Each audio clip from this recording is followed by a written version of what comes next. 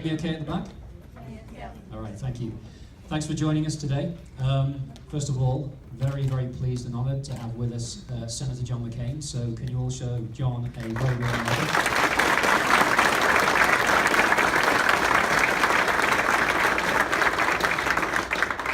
So we just spent some time in the conference room with John and his wife Cindy, explaining to them some of what Cobham does globally, and then a little bit more detail about what we do as an organisation here, and some of our products John is already very familiar with.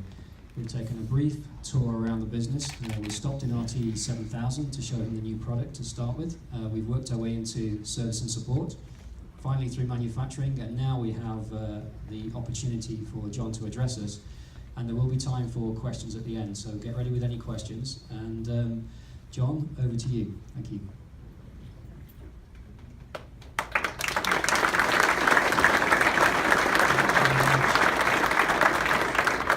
Thank you very much for that elaborate introduction, John. Thank you.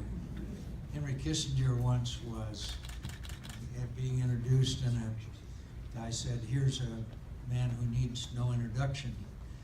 Henry Kissinger said, "Yes, but he enjoys it." So thank you for your introduction. I'm very happy to see all of you, and I'm great to be here at Cobham, and thank you for all of the great product you put out. Thank you for the great work you do, and thank you for your enormous contributions that you provide for the defense of this nation and the safety as well. A number of the products that I saw that has made the airways and much safer, frankly, than it might have been in the days when I was a naval aviator. That was during the Spanish-American War. So, I remember those biplanes were a lot of fun to fly. I thank all of you for coming. I thank you for residing and enjoying really one of the lovely parts of the state of Arizona. I love it up here in Prescott and Yavapai County. Cindy and I have a home up near Cottonwood that we really have spent a lot of the happiest times that we have had. And a moment of historical trivia that the first Arizonan that announced that he was running for president in 1952 was a guy named Barry Goldwater. And he made his announcement at the square there in front of the courthouse.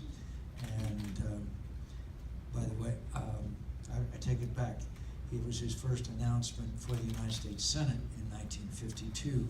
It was in 1964 that he stood in the square and announced that he was running for president of the United States. And the night before the election, nationwide, which he lost, was here, and I've carried on that tradition. So every last night before every election that I've been in, we go to the square and give a speech the night before the election. It's kind of a nice tradition. And by the way, he lost, I lost. Maybe we shouldn't have gone to the square. There's an old line that I have about when I'm outside of the state, I ask people's sympathy for the families of the state of Arizona, because Barry Goldwater from Arizona ran for president of the United States. A guy, a congressman, Democrat, nice, wonderful man named Morris Udall from Arizona ran for president of the United States. Our former governor, Bruce Babbitt from Arizona, ran for president of the United States. I, from Arizona, ran for president of the United States. Arizona may be the only state in America where mothers don't tell their children that someday they can grow up and be president of the United States. By the way, after I lost, I slept like a baby. Sleep 2 hours, wake up and cry. Sleep 2 hours, wake up and cry. So I thank all of you for coming today. There's a lot going on in the world, and there's a lot going on in Arizona. And of course, the elections are more confusing and confounding than anything I've ever seen in my lifetime, and I don't pretend to be able to explain it except to say that it's going to be huge and we're going to make America great again. And so I know you're happy to know that, but anyway, I want to talk to you about a few issues that affect us and our lives and our children and our grandchildren, and then I'd like to respond to any questions or comments. Again, thank you for having me today. Thank you for the great work you do, and thank you for your incredible and valuable contribution to our nation's defense. The first thing I want to talk to you about is the issues that are the utmost importance to Arizona in the 21st century, and that's fire and water. It's not an exciting issue, but I promise you it is the future of our state of Arizona. We're in the Southwest, we live in a desert. We're in the 14th year of a drought. 20% of our national forests, 20% of our national forests in Arizona have been consumed by fire in the last 15 years. You can do the math and figure out what that, if that keeps up, what that ultimately means. And that is a huge problem, and one that we have to attack from a variety of approaches. And there's not enough water. There's not going to be enough water unless we take some actions in order to make sure that we do.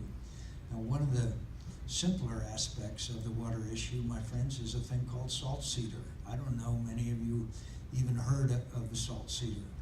But salt cedar is a plant that could grow stories high, that was brought in during the days of the Great Depression to stabilize soil and banks of creeks and rivers. What we didn't know was it's an invasive species, and it's grown all up and down the Colorado River.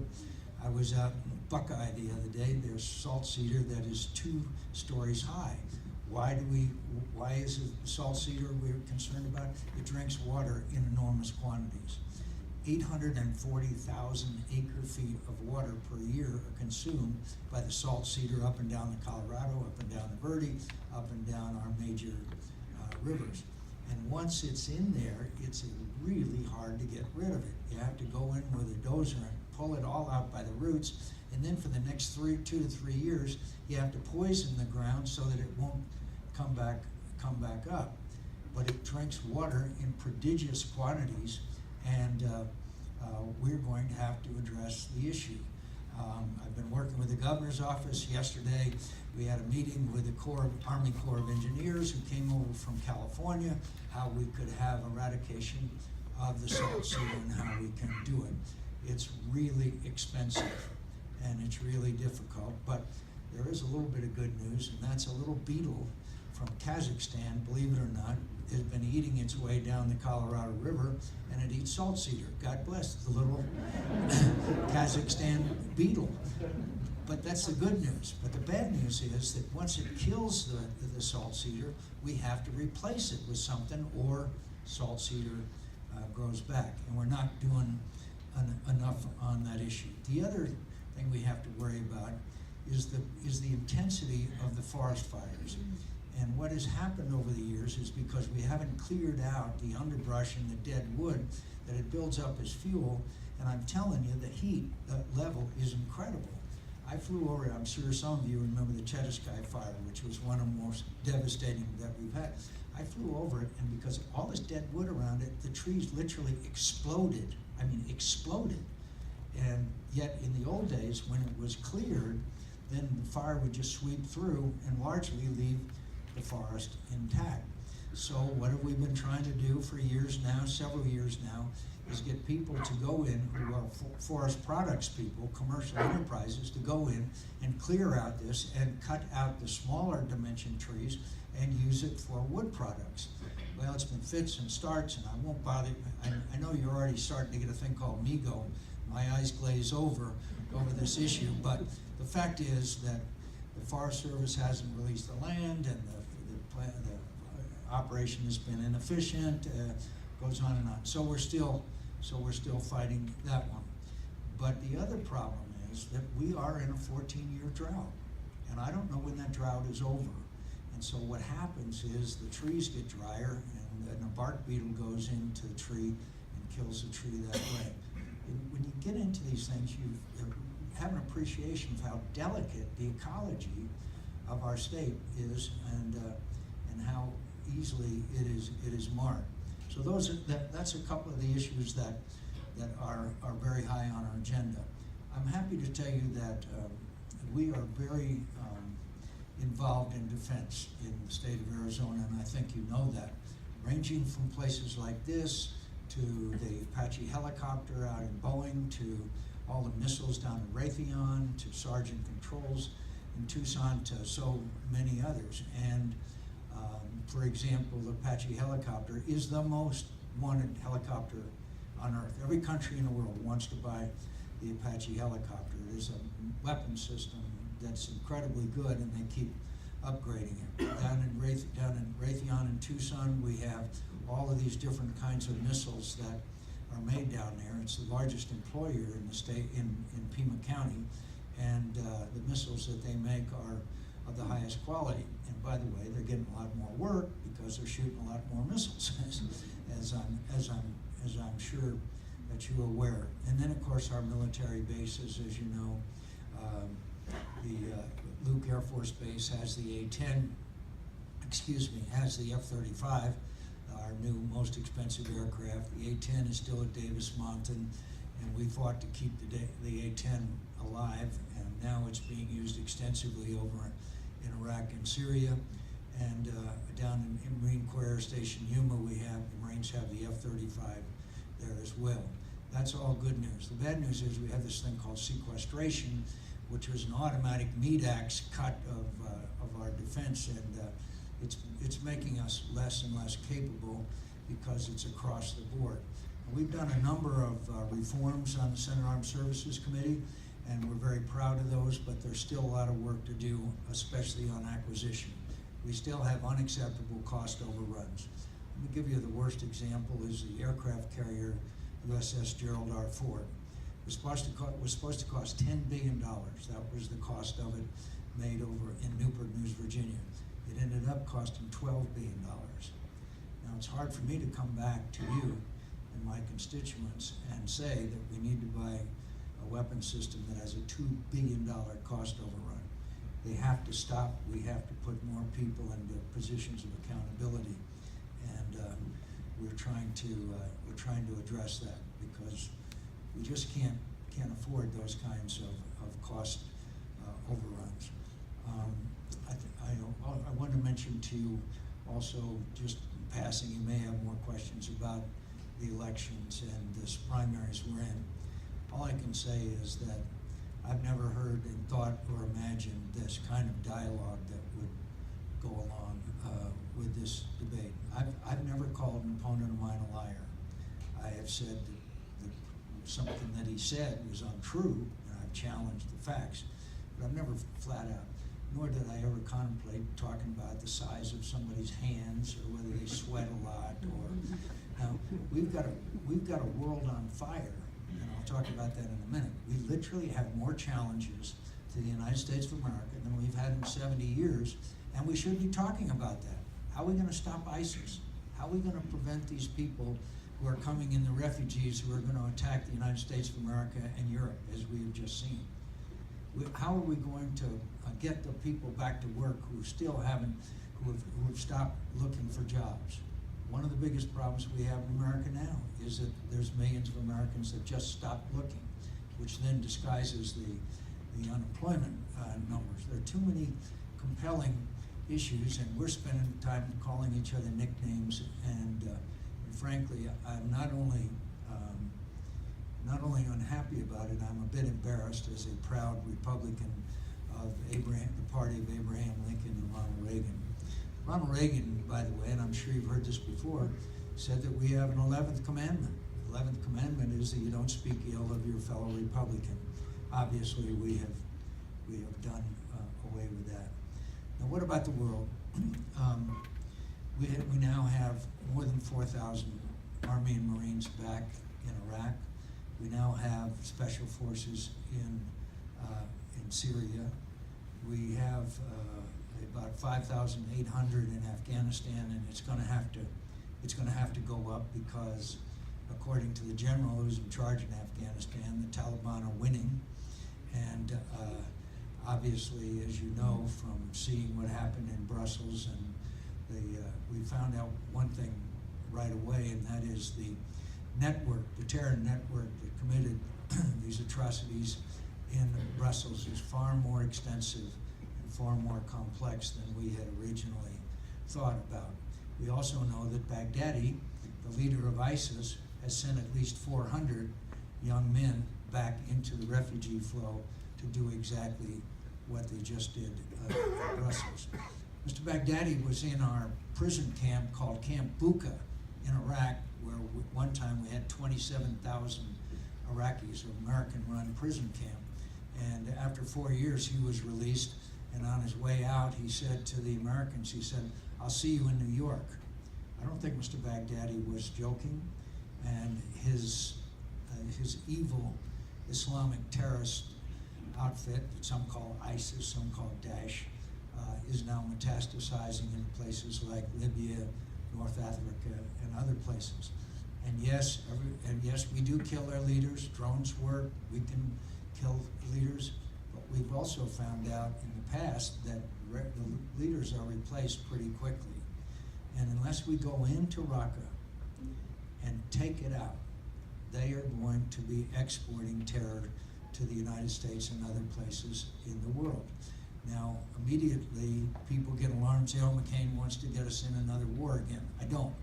I want us to send about 10,000 troops as a part of 100,000 Sunni Arabs, Turks, Saudis, UAE, others, who will go in and pay for it, by the way, since they are threatened, and go in and take Raqqa.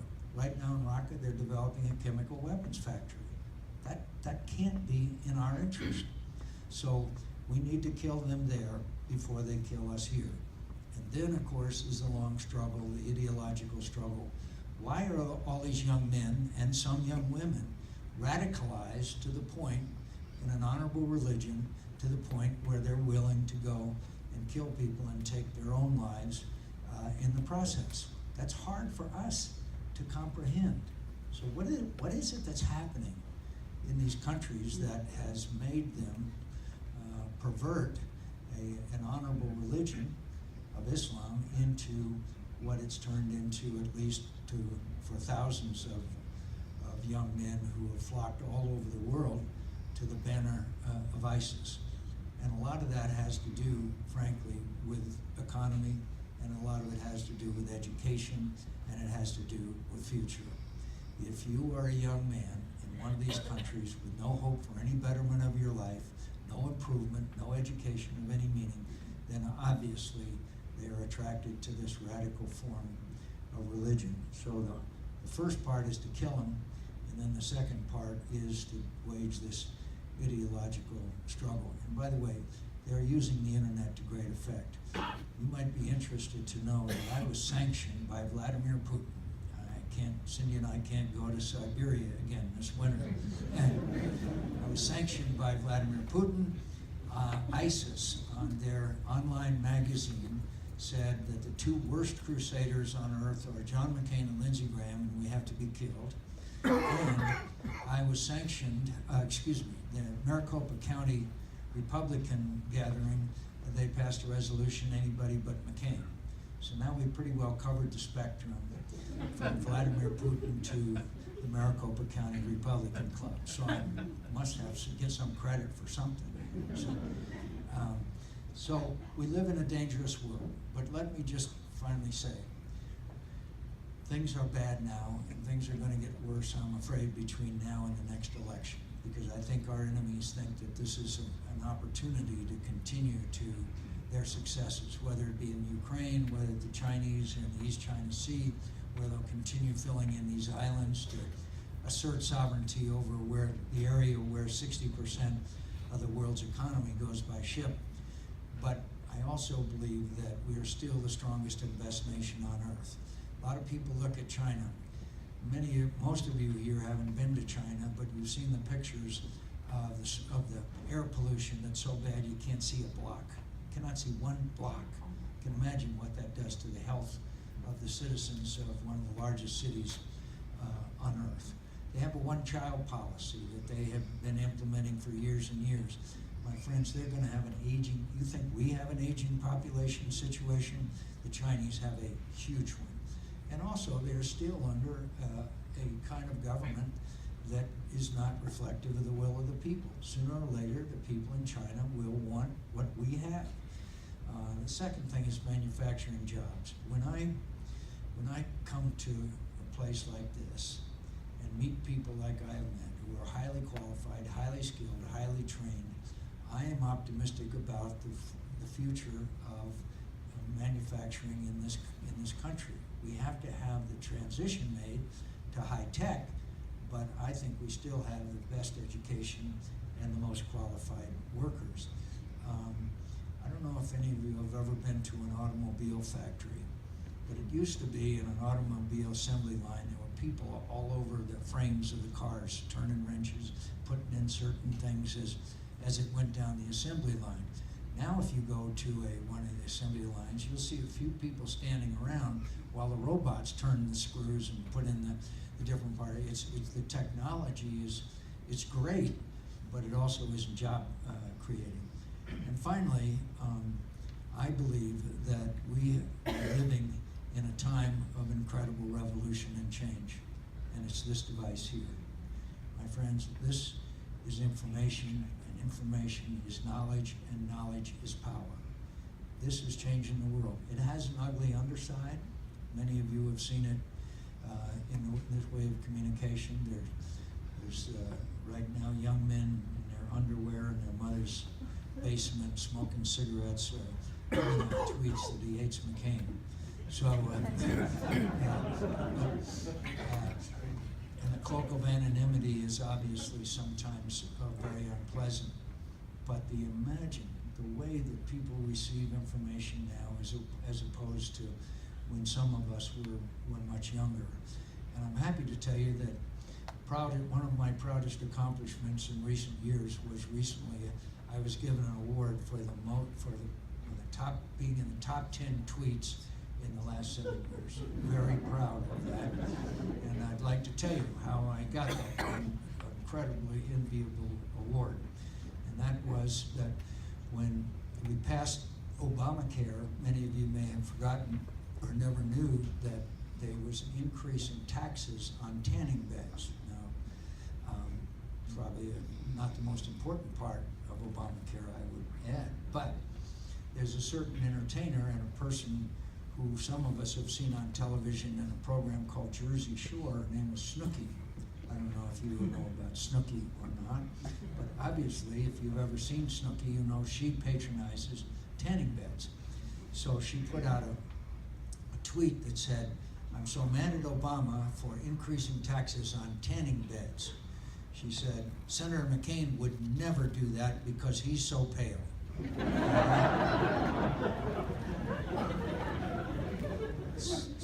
So I tweeted back, "You're right, Suki. I would never increase taxes on tanning beds. P.S. Be sure to wear sunscreen." So that's my proudest moment in the use of modern technology.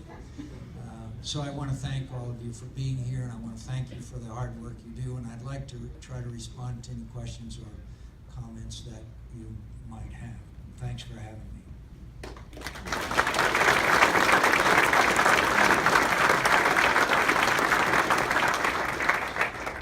Yes, ma'am. Do we have a mic by chance? Okay.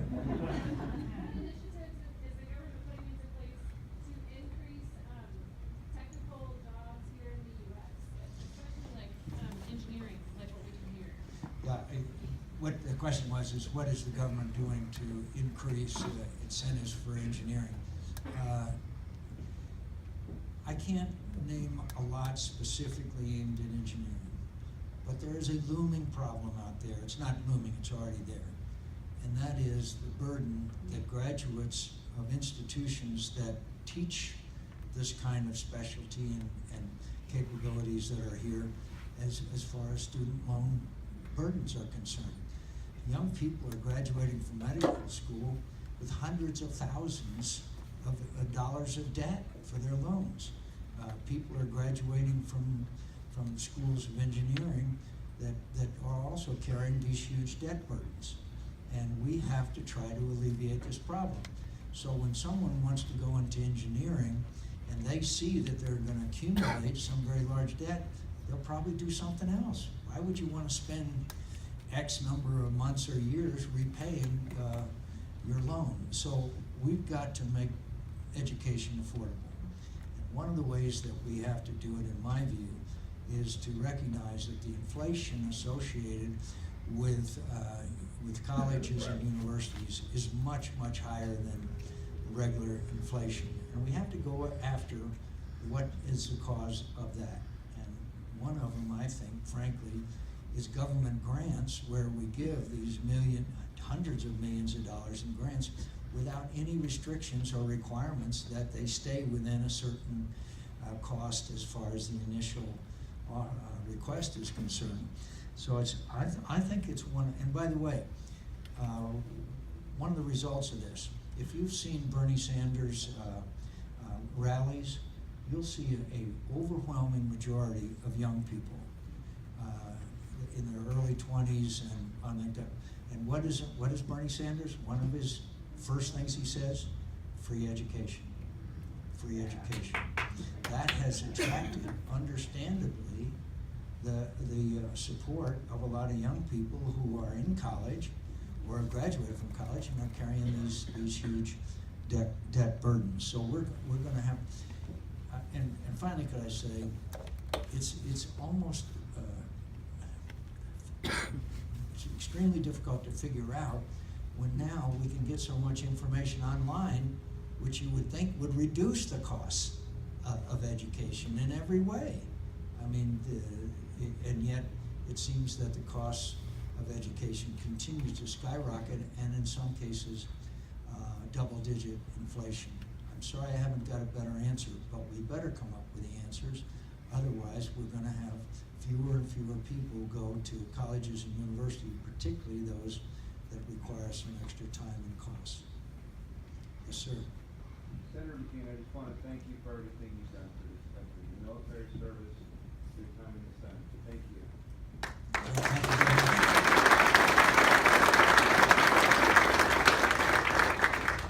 If you're not busy, I'd like to take you around with me to a few other town hall meetings. You know, the other day I came through Sky Harbor Airport, come back from trying to do the Lord's work in the city of Satan, and then a guy ran up to me and said, "Hey," said, "anybody ever tell you look a lot like Senator John McCain?" And I said, "Yeah." And he said, "Doesn't it sometimes make you mad as hell?"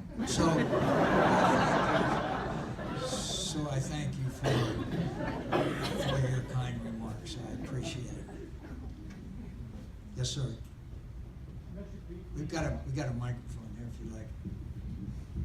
We met briefly in the lobby this afternoon, but Cobham here in Prescott is a high technology company, and with all the things we've just talked about, you've talked about terrorism, how can we further help the government, fight terrorism? First of all, I think we have to, the economic future of this country rests in places just like this, okay? The old jobs, the old work, they're not there anymore. They've been replaced by automation, or they've been shipped overseas.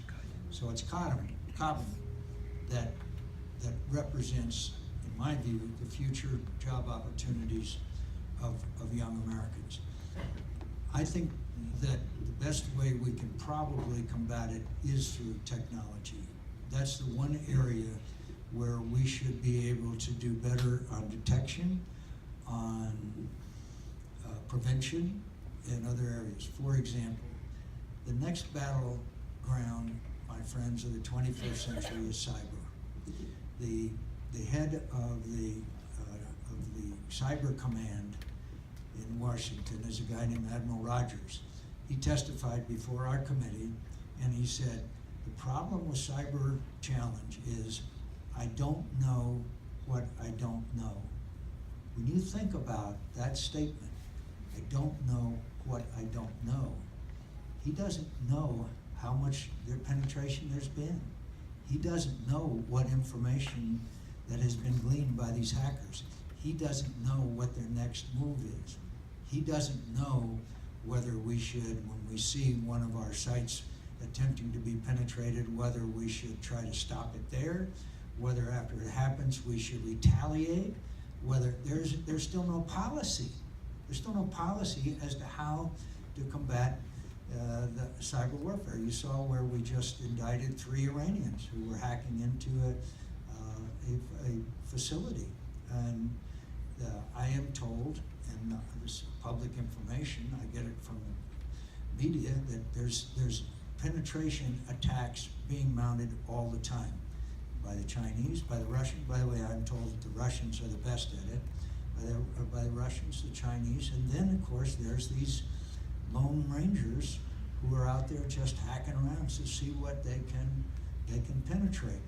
So that I am confident that in any potential conflict that we have an advantage over any potential adversary, whether it be missiles, whether it be aircraft, no matter what it is. But that's not true of cyber. And this latest thing with Apple, and I'm sorry for the long answer, but this latest thing with Apple, which seems to be partially resolved, is what we're up against. Where does the right of privacy of a citizen end and the need for national security begin? That's what this thing is all about. And whether the federal government has the right to intrude in what is a private transaction, which an enterprise, and in the name of national security. And do we appreciate the government? What happens if you have the ability to go into a site, and who then is that site more vulnerable to other people, bad people, influences going into that site? And frankly, and I just have to give you straight talk, there is very little understanding of this technology in the Congress of the United States, because it's evolving all the time. You know, I can't tell you the number of hours that I spend in briefings just catching up with what is the latest twist and turn of capabilities, whether it be malware, whatever it is. And so it is the battleground of the future. I am told that there will be attempts to develop a capability to shut down satellites. My friends, can you imagine our lives today without satellites? So it is a very big challenge, and we're going to have to, first of all, decide on a policy as to what we do in the case of these attacks, or perceived or know that the attacks are coming, or detect them. And frankly, right now, we've hired thousands and thousands of people to work out at NSA, but we still don't have a policy. Thanks for the question. Yes, sir. I just read in the internet this morning, I don't believe everything but they mentioned that families of the military are being taken out of southern Turkey. Can you tell us about that? I don't. I heard that too, but I have not been briefed on it. It wouldn't astound me, but I do not have that information. I'm sorry, I don't. I know that when you have these refugees washing around, you know for sure, because we have hard information now, that some of the people in the refugee flow are people who they have sent to commit acts of terror. I mean, that is common knowledge.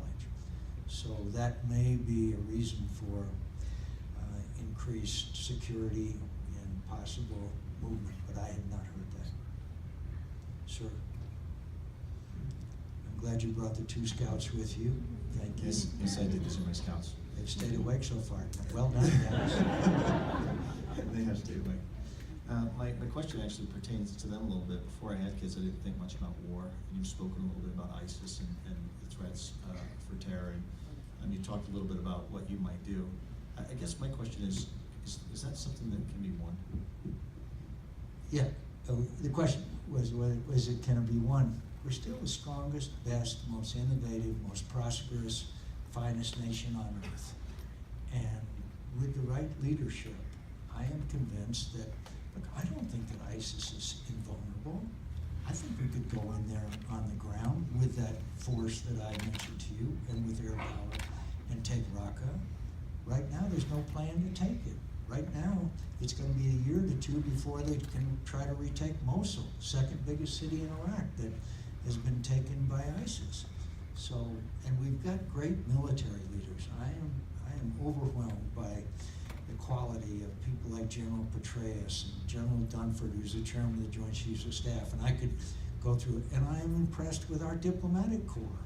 We have some very outstanding Americans that serve in these positions of authority. So it's not a matter, in my view, of whether we can do it. It's whether we want to do it. And the President of the United States said he wanted out, and we got out. But what he didn't realize is just because we get out, that doesn't mean that the conflict ends. And when we leave, there's a vacuum.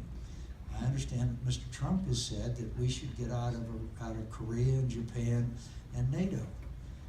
The reason why we have had a stable last 70 years since World War II is because the United States has led and been there. So I am confident with the right kind of leadership that the United States of America can beat back these challenges.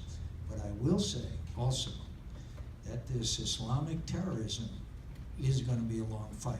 It's metastasized into too many places, and it springs up like weeds.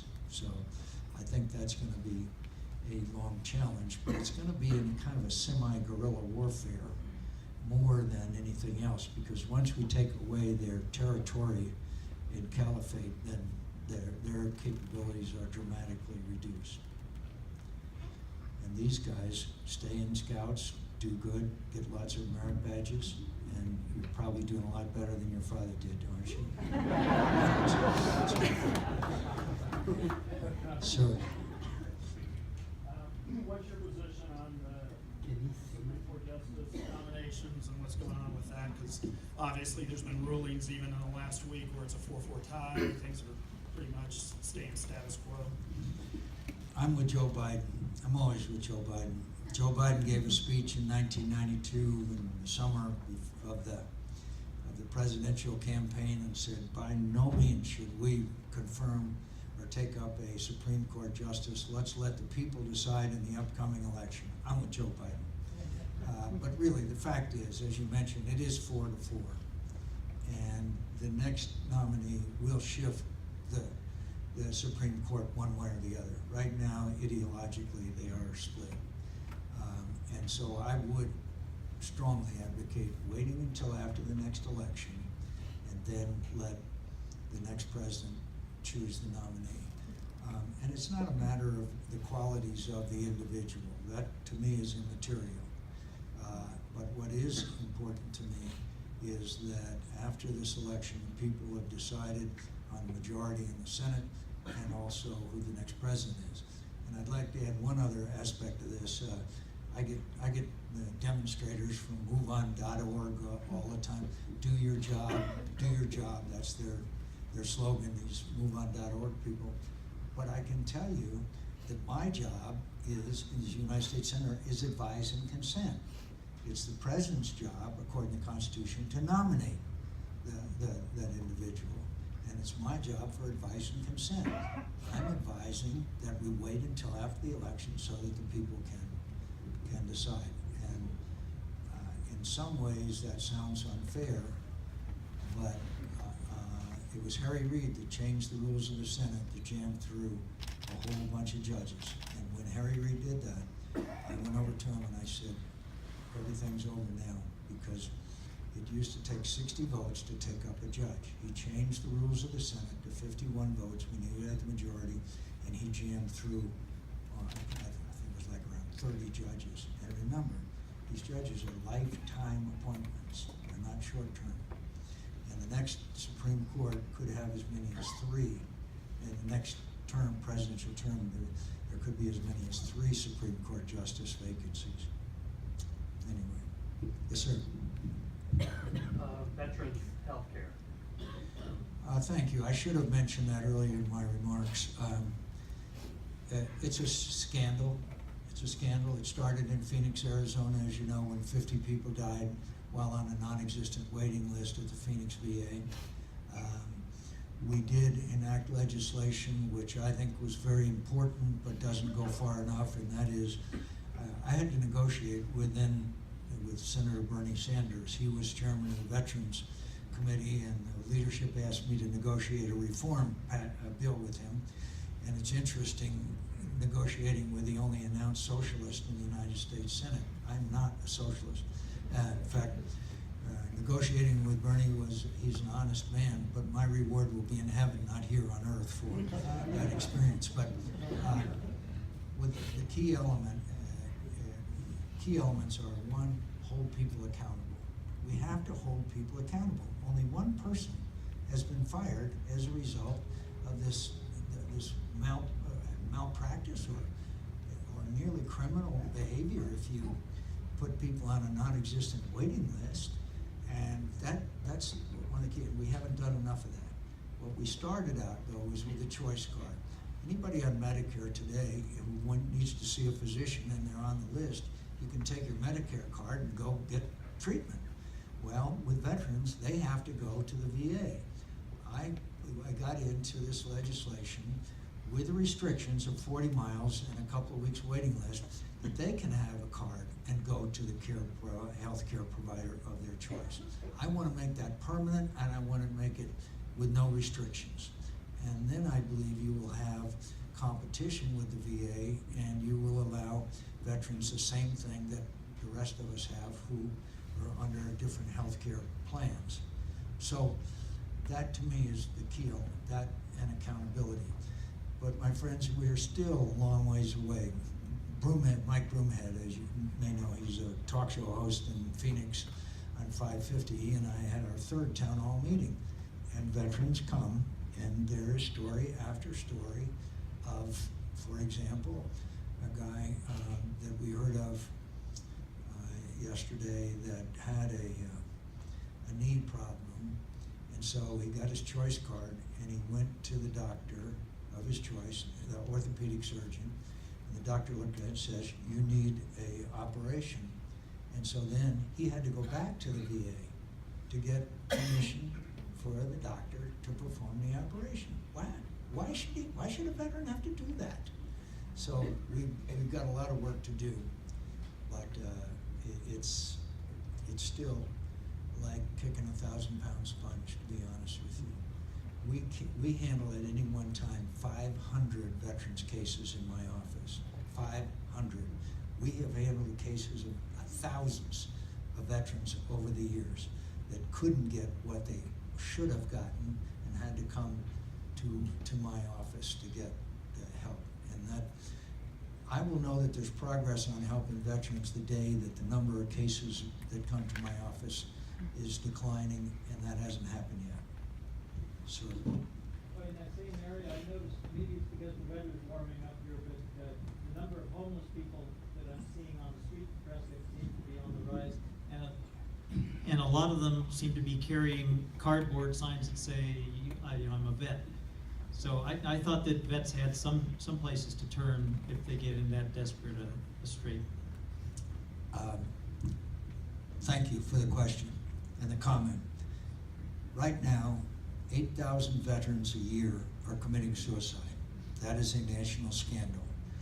A family of a young Marine named Clay Hunt came to see me along with the Concerned Veterans of America, and we passed legislation called the Clay Hunt Suicide Prevention Act. That provides for early detention, it provides for counseling, it provides for referral to housing. It's a comprehensive effort to reduce the suicide rate of veterans. One of the factors that plays in most of these suicides, homelessness.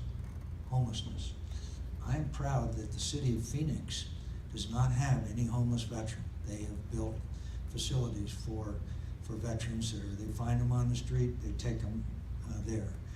Now, it's not all black and white sometimes. You know, there are some people who have mental situation where they just want to be out there homeless. I mean, it's just as a case. Not a large number, but a small number.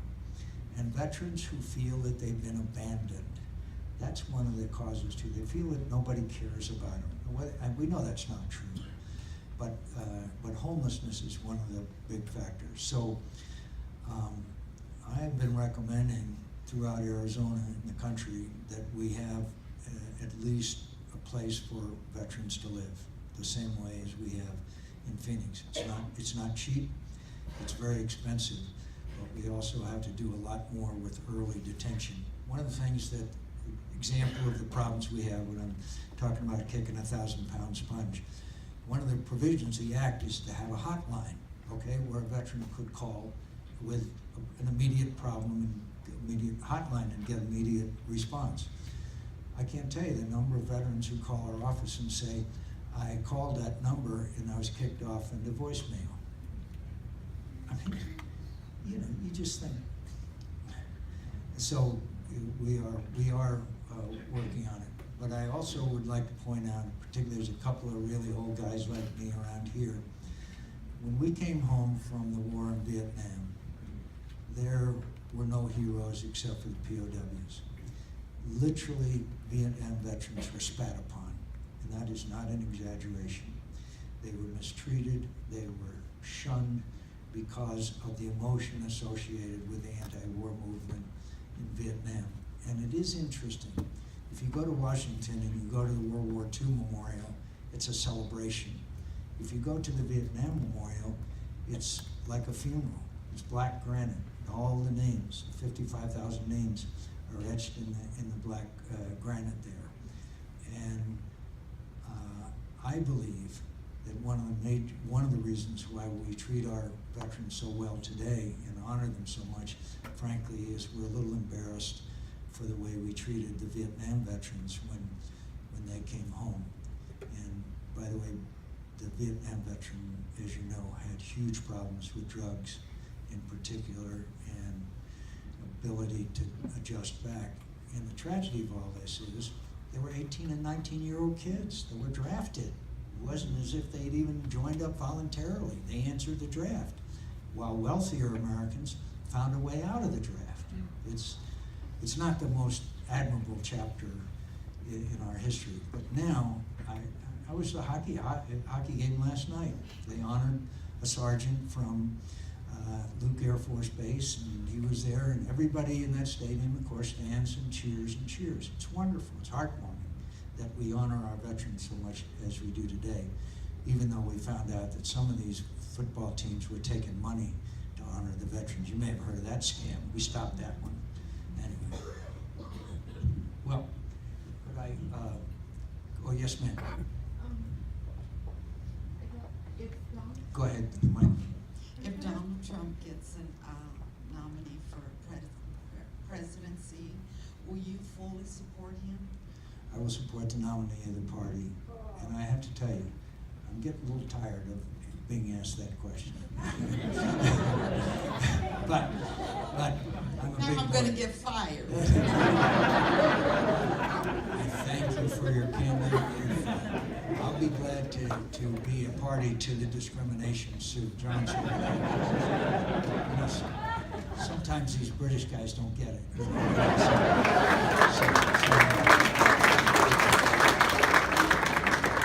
Listen, I'm probably deprived the company of the year's profits by taking all of your time, but I'd like to say thank you. I would also like to say that I hope that everybody will vote in this election. Every 2 years or 4 years, people come before you and say, this is the most important election in history. I could make an argument that this is a very, very important election, and I hope everybody will register to vote. We'll even let an alien vote if we want to. So, an illegal alien. But, he came up through Nogales. Anyway, it is now a few days after St. Patrick's Day, and for some reason in America, you can only tell Irish jokes. You can't tell a Polish joke, you can't tell an Italian joke, you can't tell any other ethnic joke but Irish jokes. I will not understand it, but it happens to be a political reality. So here's the joke. There's a bar in Boston, it's empty, one guy down at either end of the bar, guy walks down the other end of the bar, bar, sits down next to the guy and says, "Where are you from?" He says, "I'm from Ireland." He says, "Really?" He says, "I'm from Ireland too." He says, "Let me buy you a drink." He says, "No, let me buy you a drink." We're buying each other drinks back and forth. The guy says, "Where are you from in Ireland?" He says, "I'm from Galway." "I'm from Galway." "Really?" "Yeah." Buying each other a drink. Wow. So the guy says to the other guy, he says, "Where'd you go to high school?" He says, "I went to St. Mary's." He said, "You couldn't have gone to St. Mary's." "I went to St. Mary's." "Really?" Buying each other back and forth, and the guy walks into the bar and sees all the commotion down at the end of the bar and says to the bartender, "What's going on down there?" And the bartender said, "Oh, it's just the O'Reilly twins getting drunk again." Thank you. Thank you very much.